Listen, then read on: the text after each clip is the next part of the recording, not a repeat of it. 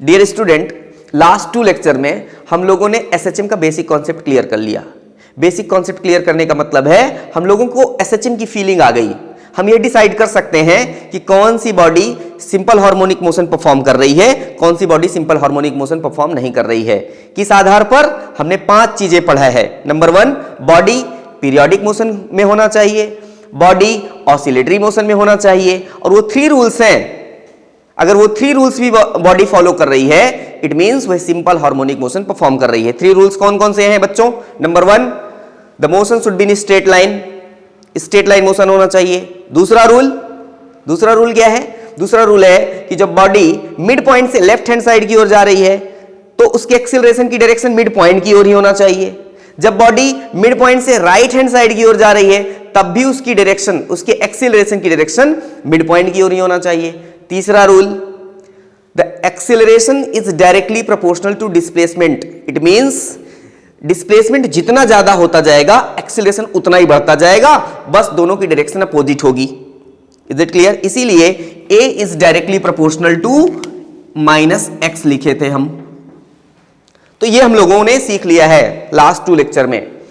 तो हम कंटिन्यू करते हुए आज एक छोटा सा टॉपिक, बहुत इंपॉर्टेंट टॉपिक क्लियर करेंगे कि एसएचएम की इक्वेशन क्या है, एसएचएम की इक्वेशन कैसे डिराइव करें, और उस इक्वेशन में जितने भी टर्म हैं उनको कैसे डिफाइन करें। मींस वो टर्म एसएचएम में कौन सा रोल प्ले कर रहे हैं।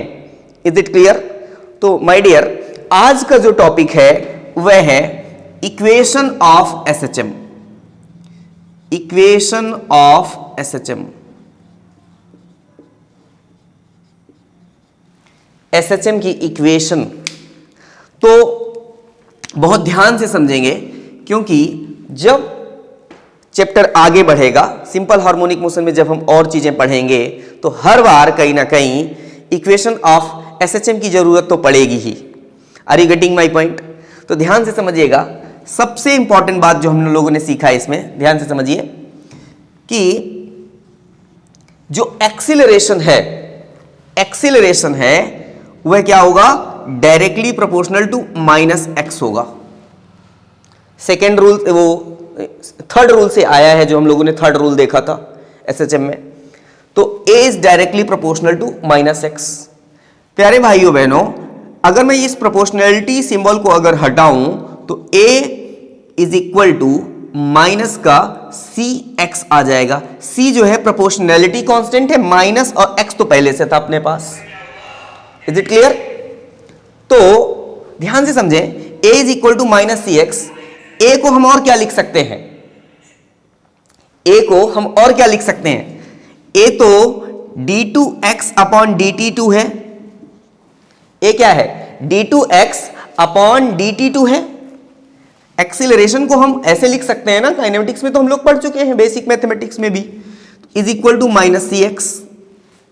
और अगर मैं इसको इस तरफ ले जाऊं तो d2x upon dt2 plus cx is equal to 0।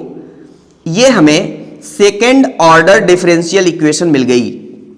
Second order differential equation मिल गई।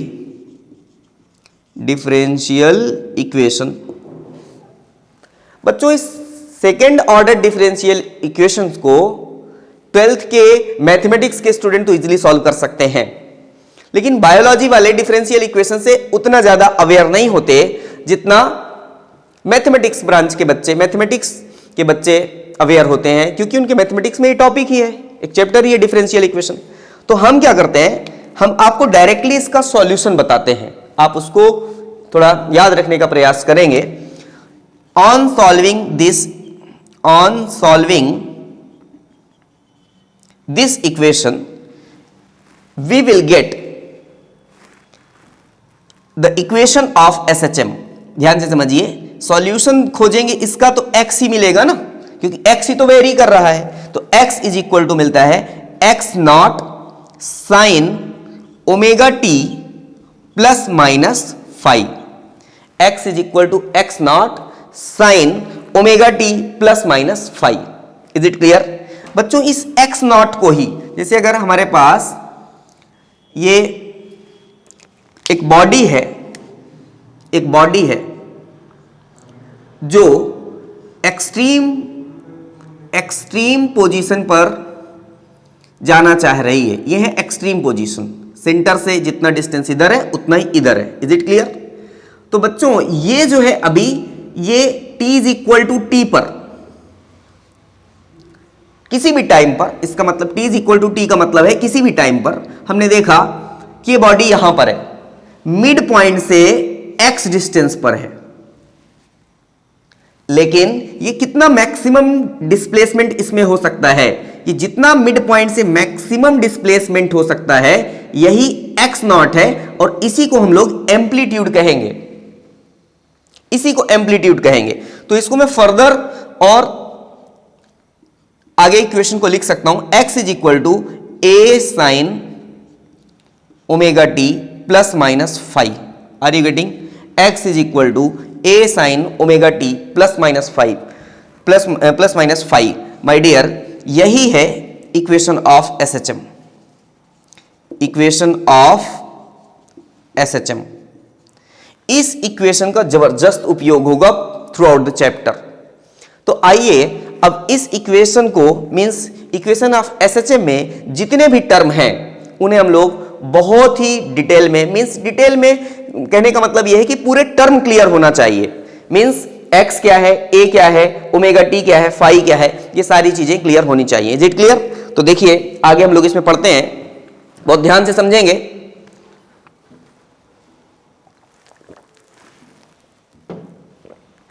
देखिए अगर हमारे पास इक्वेशन ऑफ SHM है x is equal to a sine omega t plus minus five, ये हमारे पास इक्वेशन ऑफ SHM है। ठीक है, ध्यान से समझिए।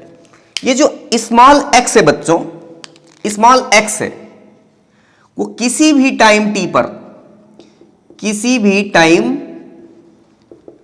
t पर डिस्प्लेसमेंट है, डिस्प्लेसमेंट है। मिड पॉइंट से ऑब्जेक्ट कितना दूर है किसी टाइम पर, यह हमें स्मॉल x बताएगा। यह है एम्पलीट्यूड, एम्पलीट्यूड, एम्पलीट्यूड क्या है? एम्पलीट्यूड है कि मिड पॉइंट से ऑब्जेक्ट एक्सट्रीम पोजीशन तक कितना जा सकता है। इसको ऐसे समझें कि distance, amplitude is distance between the point where v is equal to 0 and a is equal to 0. v is equal to 0, जब ऑब्जेक्ट यहां आएगा तो उसकी वेलोसिटी 0 हो जाएगी, तभी तो यहां से रिटर्न होगा ना। अगर उसकी वेलोसिटी 0 नहीं होती तो अभी ऑब्जेक्ट और आगे जाता। तो एक्सट्रीम पोजीशन पर पहुंचकर ऑब्जेक्ट रुक जाता है, मींस यहां पर वेलोसिटी 0, और मिड पॉइंट पर रिस्टोरिंग फोर्स 0 हो जाता है, तो एक्सीलरेशन 0 हो जाता है। तो मिड पॉइंट पर एक्सीलरेशन 0 है। तो जो एम्पलीट्यूड है वो क्या है? Distance between v is equal to 0 and a is equal to 0। तो a इज इक्वल टू 0 ये है, v इज इक्वल टू 0 ये है। तो यहां से यहां तक की जो डिस्टेंस है, जिसे मैंने यहां x नॉट लिखा था, यही एम्पलीट्यूड है SHM का। जो particle simple harmonic motion perform कर रहा है उसका एम्पलीट्यूड है। Is it clear? ये टर्म आपका क्लियर हुआ। तो ये दो टर्म मैंने क्लियर कर दिया, x और a। तीसरा टर्म है बच्चों ये ओमेगा क्या है। तो मैं भी आपको थोड़ी देर के लिए बताता हूं कि ओमेगा को भी आप याद रखिए k upon m root over, ये फॉर्मूला भी याद रखिए। मैं डिराइव करके दिखाऊंगा नेक्स्ट लेक्चर में कि कहां से आया है omega is equal to root over k m. तो ये ओमेगा की वैल्यू हो गई, मींस ओमेगा का फॉर्मूला हो गया। आप जो माने omega is equal to root over k m, root over k upon m. बच्चों ये जो पूरा टर्म है, ये term omega t plus minus five, ये कहलाता है फेज, कंप्लीट फेज है ये। और जो ये फाई है प्यारे भाइयों और बहनों, ये जो फाई है ये कहलाता है इनिशियल फेज, इनिशियल फेज। तो x हो गया किसी भी टाइम t पर डिस्प्लेसमेंट, a हो गया एम्पलीट्यूड, एम्पलीट्यूड क्या है distance between where v is equal to 0 and a is equal to 0, मैंने इसको एक्सप्लेन कर दिया, डिस्क्राइब कर दिया। ओमेगा मैंने बता दिया, टाइम t वही है जिस पे हम बात कर रहे थे, किसी भी टाइम t पर डिस्प्लेसमेंट वही टाइम है। और फाई हो गया initial phase. Is it clear?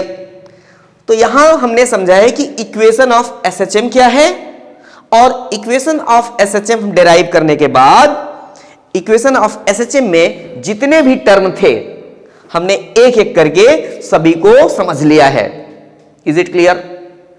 बच्चों अगर आप बहुत कॉन्सेंट्रेट होके और वेरी स्लो मैनर में अगर आप लेक्चर को देखेंगे और नोट्स बनाएंगे और रिवाइज करेंगे तो एसएचएम में आपकी कमांड अच्छी हो जाएगी।